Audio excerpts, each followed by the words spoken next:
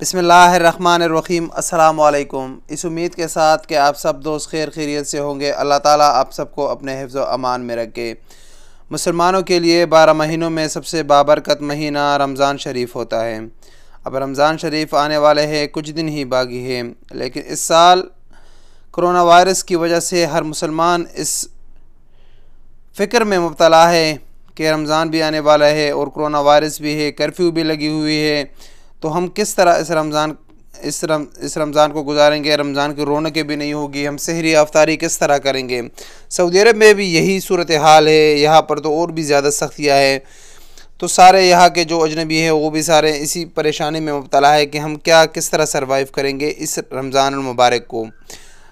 नमाज तरावी किस तरह पढ़ेंगे, या बाकी मस्जिद भी बंद है, वहाँ पे बाकी नमाज भी नहीं होती।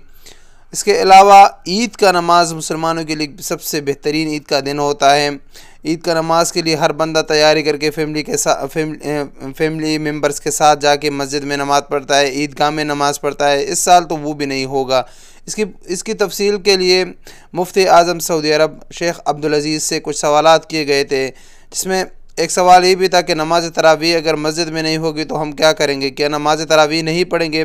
जिसके जवाब में शेख अब्दुल अज़ीज़ ने कहा कि नमाज तरावी अगर मस्जिद में पाबंदी है तो आप लोग घर में भी नमाज तरावी पढ़ा सकते हो। कोई घर का एक फ़र्द इमामत करेगा और बाकी उसके साथ मुक्तदी बन के घर में भी आप नमाज तरावी पढ़ा सकते हो। इसके साथ दूसरा सवाल उससे ये पूछा गया था कि अगर यही सूरत हाल रही तो नमाज ईद भी तो ईदगाह में नहीं होगी, उसके लिए हम क्या करेंगे। इसके भी जवाब में शेख अब्दुल अज़ीज़ ने कहा कि नमाज ईद के लिए वो भी आप अपने घरों में पढ़ोगे, एक ही बंदा इमामत करेगा और उसके साथ साथ बाकी मुक्तदी बन जाओगे। और कोई मुख्तसर सा खुतबा अगर आप चाहे तो आप घर में पढ़ सकते हैं, जिसमें अल्लाह ताला की तारीफ़ व सना और नबी करीम सल्लल्लाहु अलैहि वसल्लम पर दरूद शरीफ शामिल है। इसी तरह एक तीसरा सवाल उससे पूछा गया था कि फ़ितराने का बारे में, कि फ़ितराने के लिए आखिरी वक्त नमाज ईद होता है कि नमाज ईद से पहले आपको फ़ितराना अदा करना पड़ता है।